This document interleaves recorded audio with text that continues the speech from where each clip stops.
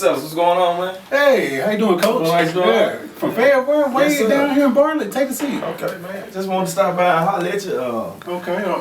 So what brings you in? I got some news that you was at the Bowles and Middleton game last night. I was. Yeah, a couple of your league rivals. Yeah, I was there. Pretty good game? Yeah, 73-71. Wow, you got any footage? Of course. Of course I got footage. Okay, can you send that to me, or is there any way I can get it? Yeah, of course.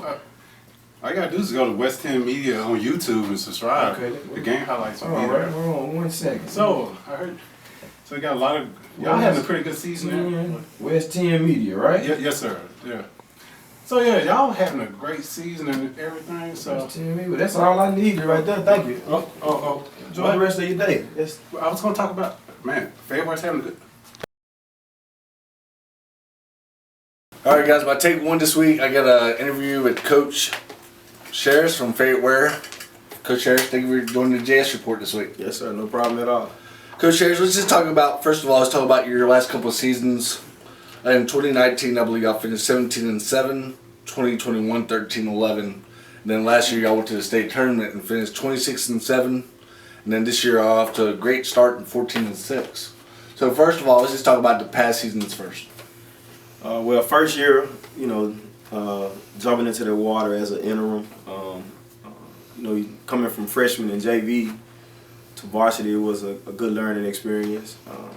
Knew most of the guys because I had coached most of them freshmen, so the relationships were already built. Second year, that COVID year, that was probably the most difficult year of coaching. A lot of ups and downs that year. Still made it to sub-state. Proud of that, especially being, second year coach. That's something you can hang your hat on. And then last year, with the two guys you're gonna have on later, with Walker being leaders. I think we broke a mold, and I think for years to come, with what they've built, I can say but it takes the players and the kids to do it.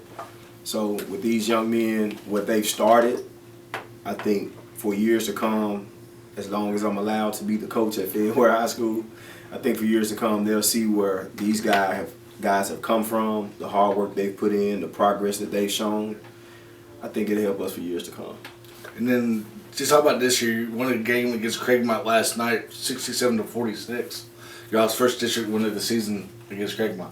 Yes, sir. I was kind of on the guys first half. We didn't start the first half the way I wanted us to. Of course, a senior point guard, Terry, he didn't play last night due to ankle injury. He should be back Friday. I tease him. I might tell him he's not going to play, but we'll probably be arguing a little bit. Very passionate about playing. All of my guys are. Craigmont is a really talented team. Gardner has those guys, very disciplined and playing hard. I just think we stuck to what we know and what we think works, and it helped us in the end. Okay, I know y'all got Millington on Friday night. It's at Millington, correct? Yes, sir. No, it's at home. Okay, so it is at home. Okay, just want to make sure I was accurate or not. But just talk about with the kind of Millington Trojans basketball team with Coach Gates, a well-coached Coach Gates basketball team. What can y'all get over, get win number 2, especially at home in the district play? What can y'all look for in that one? Well, I know I can look for a prepared team. Gates is a good coach. Gates is a great coach, experienced coach, great guy. We shared information. I've picked his brain, especially in my first couple of years, with the experience that he has. So I know they're going to come in prepared. They're going to have us well scouted.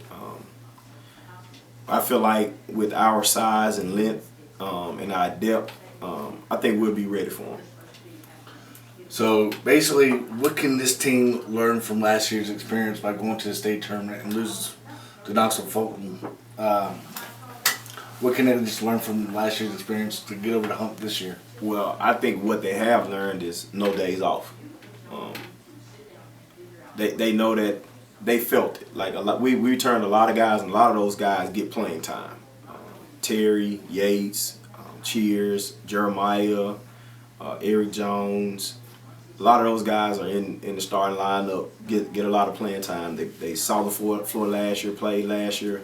So those guys felt that hurt from that loss last year. Absolutely. And they don't want to feel it again. So when I say those guys have competed, have pushed each other, and they want to go to state. They don't want to just go and say I went. They want to win games. They want to bring a ball back.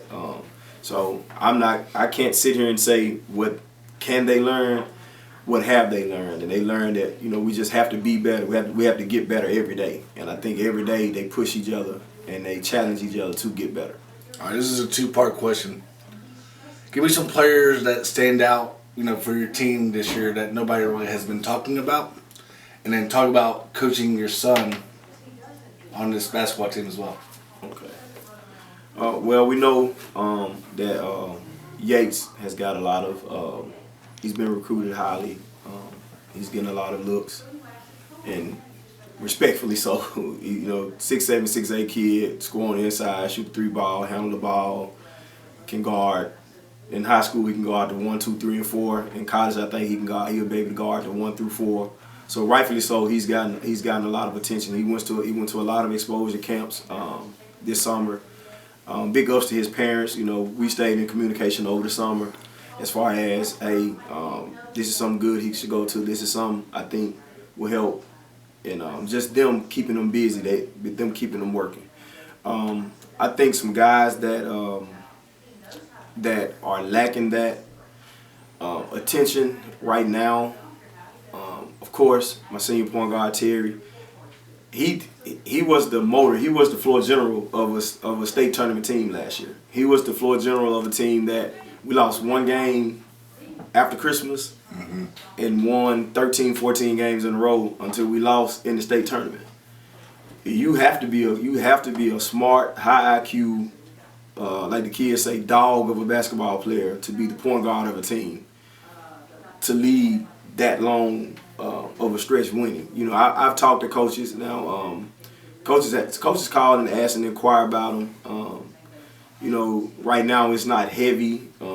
Coach, he's they might say he's 5'9", 5'10", or the transfer portal. Yeah. I've seen players play 5'9" like you. Yeah, I have too. So, and I always tell him, don't worry, keep playing hard, keep leading your team, because he's played great basketball. He did well first semester, but the last 6 or 7 games, he's actually shocked me some with the play that he has.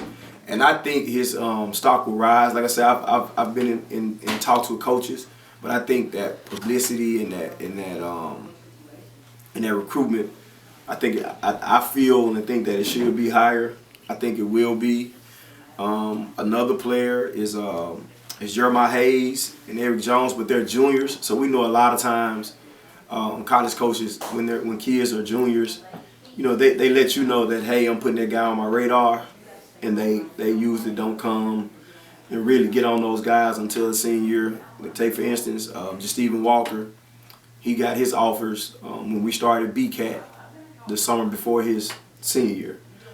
Take Yates for instance. He got a lot of his offers summer and then beginning of the season before senior year.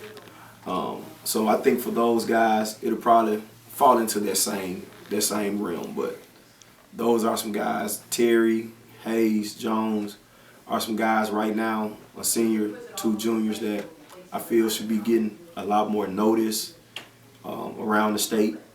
And they play with that edge. They play with that I belong. So I feel like with that chip on their shoulder, on top of what we work on and what they work on, I feel like that's going to help us even more going forward. Man, coaching your son. It's very hard on at times, but yes, it's challenging. You have to separate dad from coach a lot. Your players have to understand and know that you can separate dad from coach, but you have to also show your players that the same thing you would do for your son, you would do for them. But on the other end of the stick, the same thing that you will do to your son. Absolutely. As far as discipline and getting on them and the lessons, you would do that to them as well.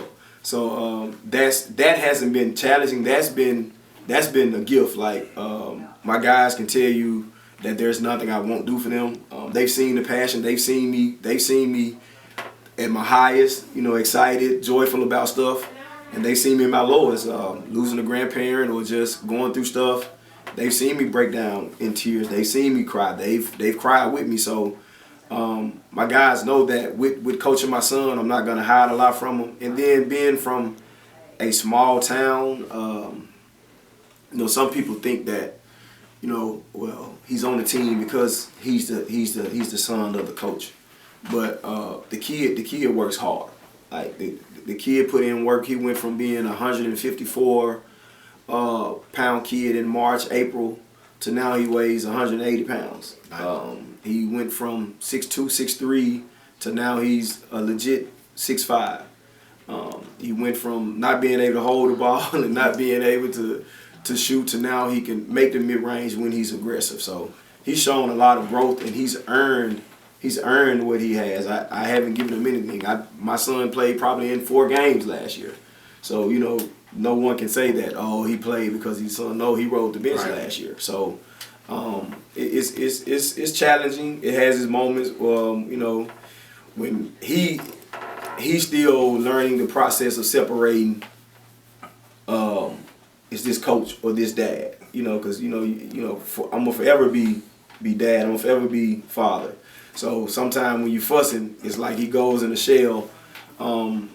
And I think the guys, for the most part, especially we call him Yates. We call Yates Dinks, and Dink, and then Terry. We call him Junior. A lot of times hey man, you got to look at it. Coach yells at us more than anybody. So he's not yelling. He's not fussing at you or getting on you because you're your son. He's getting on you as the player. So that helps when you have guys on the team that uplifts.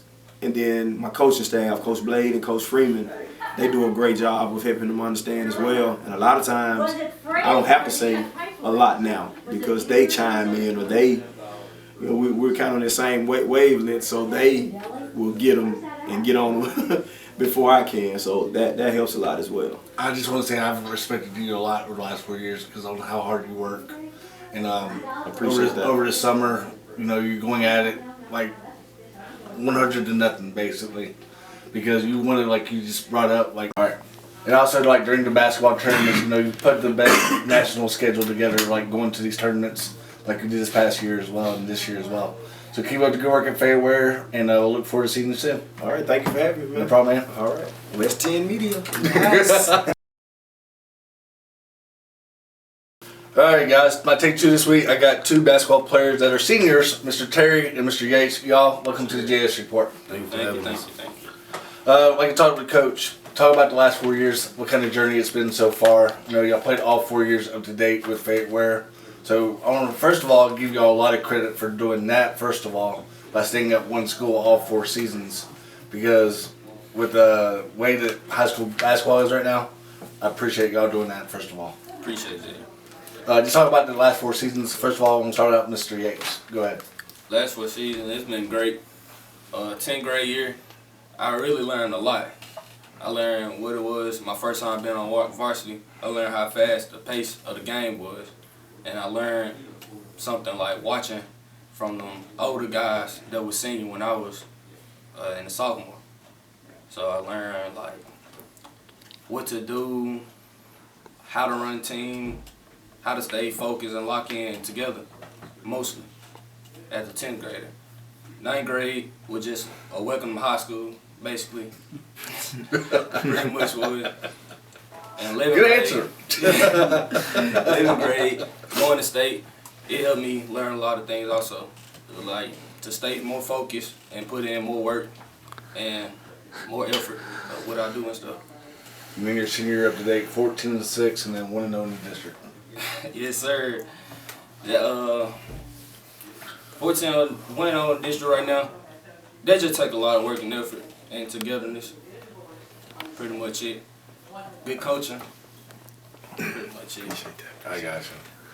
Good coaching. I thought I was a bet doctor. Okay, Mr. Taylor, how about you, my friend? My 4 years out of school has been great. My 10th grade year, I learned a lot from the older guys, especially me being a point guard. I had point guards before me. They taught me a lot. And then also, things happened that season. A lot of stuff happened. I got through in the fire. So I had to perform, and I stepped up to the challenge. My 11th grade year, we went to state tournament, and I played with Justine Walker Dink. I had to be that point guard. Like, I had to know when it was time to get them the ball or setting up my team when to go get the ball. It was a great season. I learned a lot from that. And 12th grade year, currently 14-6, 1-0 in the district. We just got to stay together, play hard. We want to go undefeated in the district. Not only go to the state tournament, get that gold ball. And that's pretty much it. Y'all played in some tournaments over the last 4 years. What's probably the best one that y'all probably went to? B-Cat. Yeah. Summer don't count. During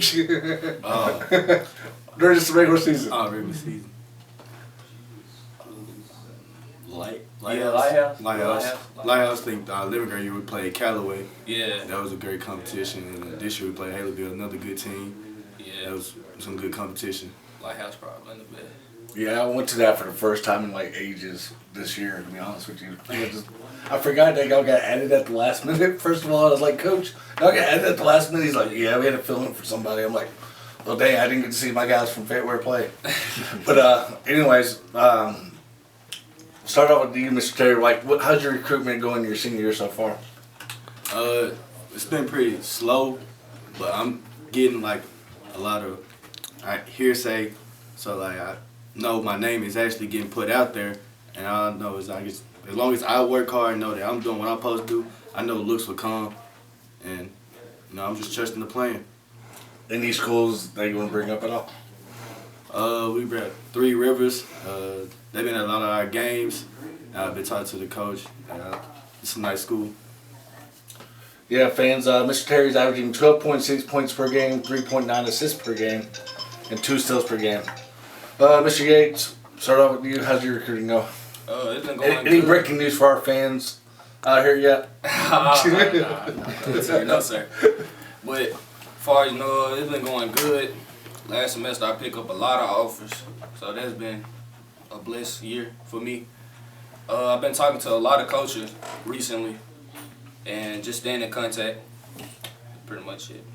Any schools you want to bring up at all? Too many to name. So, nah, not really. Well, I know deep down your recruiting process is going to get, pretty crazy. Both of y'all pretty crazy with the next couple months. I just want to tell y'all straight up, don't panic, and just keep on grinding, throughout the year.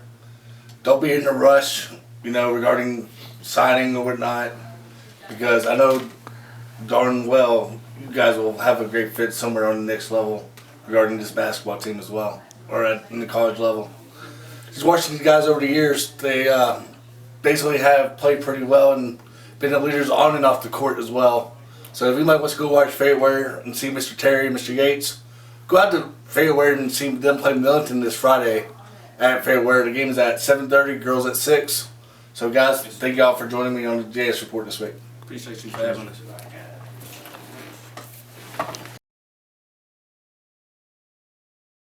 Well, Coach, I'm glad you decided to come back and chat with me a little bit longer. I'm Thomas Sellers, helping out Jonathan with this segment for Take 3. And Coach, we do appreciate you making the trip from Fayette-Ware. Now, that's my mom's stomping ground, her alma mater, so I got to give a shout out to Emma Sellers.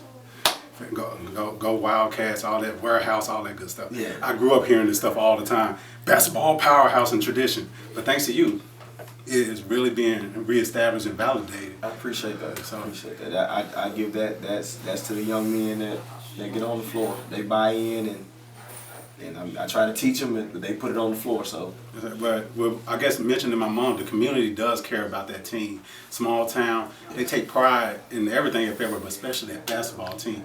So talk about that community support. I know sometimes it get a little heavy on them shoulders, but talk about their support. But that comes with it. You have to have strong shoulders to especially lead a team in a small town. The community sport has been great. For instance, we went to state tournament last year. Each young man had somebody that sponsored them. Whether it was snacks or goodie bags for hygiene.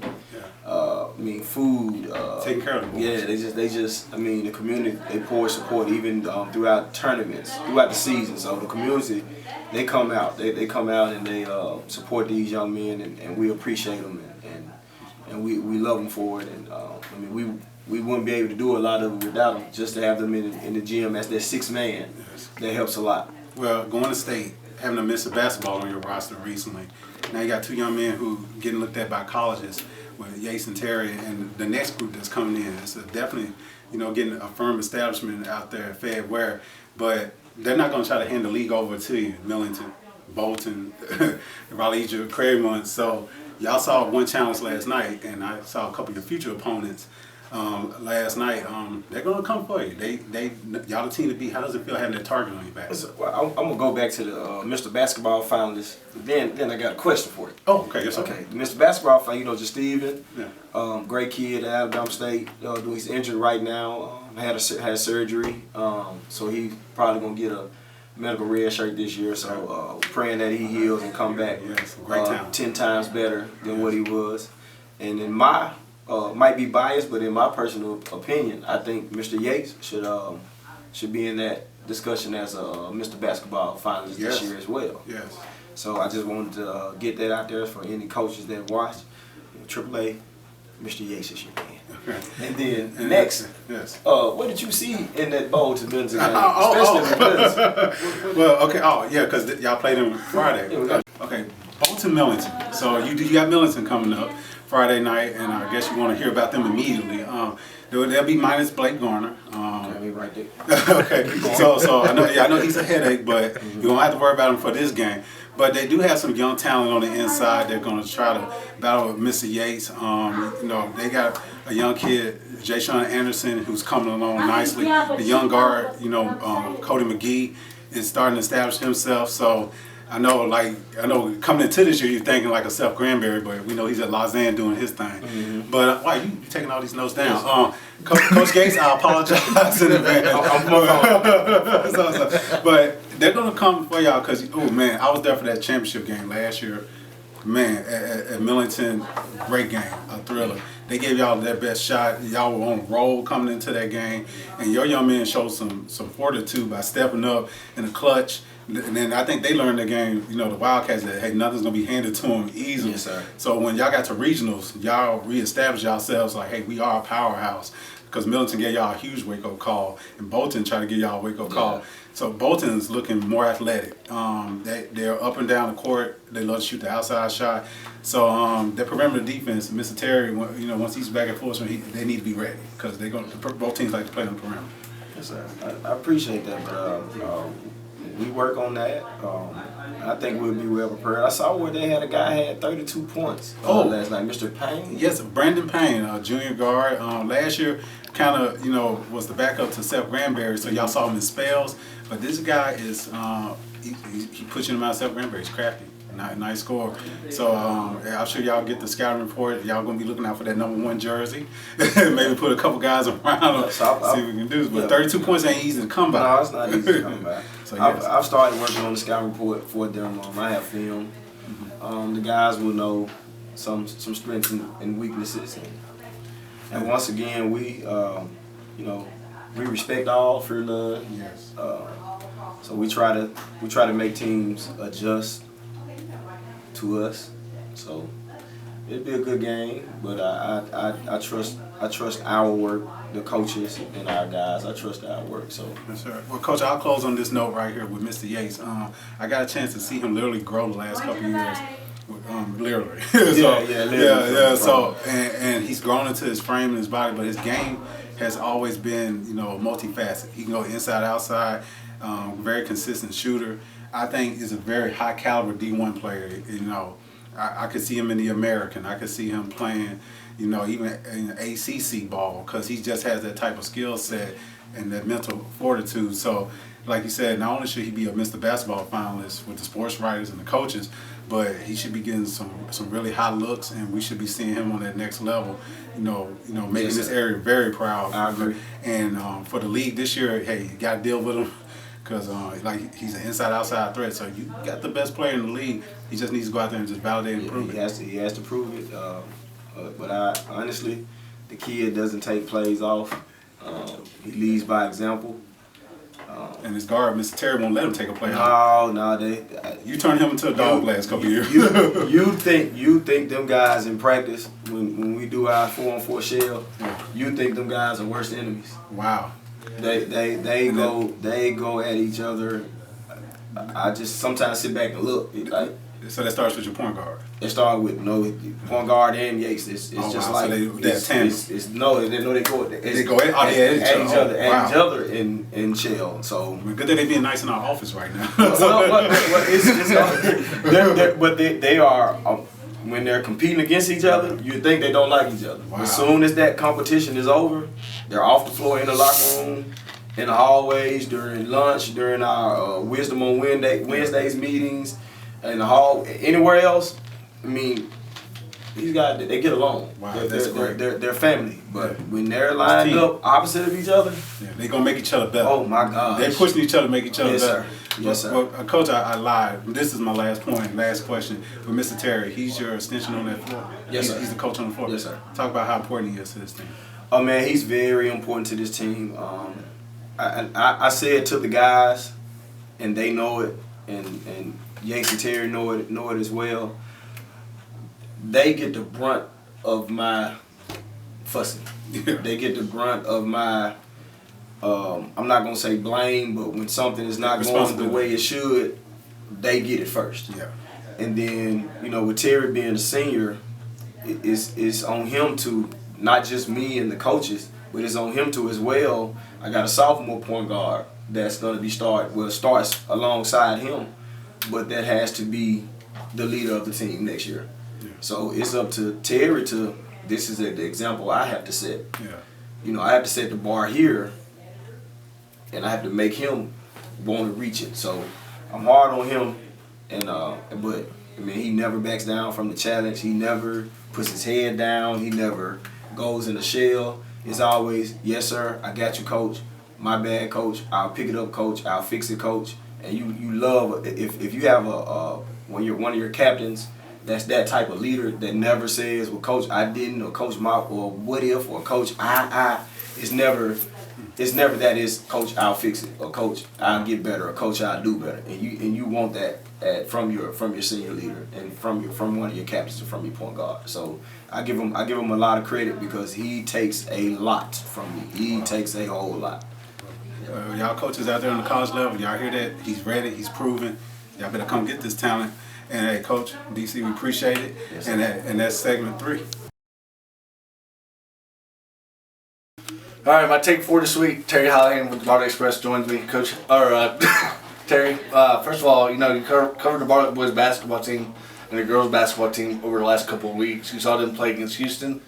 The girls won pretty handily against a better improved Houston girls basketball team. So to start off and talk about that game in general, how Bartlett jumped out to a big lead. And then the boys recap, Bartlett boys ended up pulling it up by 2 points against a good team in Houston. So just talk about those 2 games with me. Well, those 2 games, Bartlett came out. The girls really just stepped on them. They were up 26-4 after the first quarter. Didn't miss any shots. Just really kept Houston on their heels and really built a big lead, about a 25-point lead at halftime. And one thing about the girls' team is they're really deep. They're really fast. Very well coached, got a lot of good guard play, and they make free throws, so they're going to be really tough all year long. The boys came out. I thought the pressure, the full court pressure that Houston put on toward the end of the first quarter really rattled the boys a little bit. They turned the ball over a lot. It gave Houston some momentum. They got back into the game, or they got into the game. They started out with a big lead and just kind of maintain that. And I thought Bartlett got lucky to win that game, really, the boys. So little wake-up call. I think, handling that pressure is going to be important going forward. I've seen Houston boys basketball over the years. I just want to bring them up for a second because what I've seen a lot over the years is seeing Brock Weiss really improve his inside game and a little bit of his outside game. Yeah. So credit to Houston by just battling, at Bartlett against a great team in Bartlett. And then this past week, the Bartlett girls won this championship in the Sugar Bowl Classic down in New Orleans. So that was a great accomplishment for Coach Shapley and the girls by going down there. And then just the boys finishing runner-up and losing to a team from Florida. Right. Yeah, the girls looked good, really good. They came up against Lafayette Christian in the final game, and there was a girl, Jenna, for Lafayette, who scored 35 points. She was the MVP of the tournament. She's only a junior. Yeah, only a junior. And kept them in the game, but Bartlett showed a lot of poise. The girls showed a lot of poise down at the end. They handled the ball well. They made free throws. Really big win for them on the road. And then just the boys, they fell short in that runner-up game. Just talk about how Coach Real and his team throughout the week kept on battling and battling. They and finding ways to win until that last game. Yeah, they looked really good in the tournament. They came up against Jizzle James, a guy for Olympia in Orlando, who scored in the 30s. He was just hard to stop, and he kept Olympia ahead. Every time Bartlett would get back into it, he would help them get back ahead. Bartlett looked good, but just couldn't take it over the top in this. Then no rest for the weary while Bartlett boys and Coach Real go to Springfield, Missouri, and playing the Bass Pro tournament. Yeah. So good luck to Bartlett Painters in that boys basketball tournament this week, and safe travels to them as well. But this Friday, I believe there's some girls basketball. If anybody wants to go out and watch girls basketball for the Bartlett Painters, they play Arlington, a rival game. And that consists of a district game. I know it's like some part of some classic, but they're playing it as a district game. And over the years, Coach Ashley Shields has had Coach Shapley's number in the regular season a little bit and a little bit in the postseason. So what can Coach Shapley and the girls like Mallory Collier, Nevaeh Scott, what can they do to basically get over the hump for the Painters to get more district wins against Arlington? Well, it's going to be a very competitive game. I think Friday. It's going to be a really highly intense atmosphere. One of the games you definitely want to go to this year is to watch that. And Bartlett just has to play intense, especially in the guard play, and should be a good game to watch. Very competitive. If anybody wants to go out and watch some basketball this week, tune in on Friday night and look at your local scheduling. And that's my JS report this week. Hey, Thomas. Hey, John, I thought the JS report was done for the week. So how was the Fayette Academy Christmas tournament? Oh, so you want me to talk about the Christmas tournament? Man, you really love basketball. Well, the tournament was pretty good, man. They had a bunch of my teams out there in Mumford. Oh yeah, Coach Brandon, he sent you a shirt. Yeah, I was supposed to give it to you. I'm sorry that I'm getting it to you late. It's got 2022 on it and everything. So, but the tournament was. What are you doing? Such a great tournament. That's all he came for, to get the shirt. That's all I need. Wow, that's all he needs, is just to get the shirt. Man, these people from Fayette County.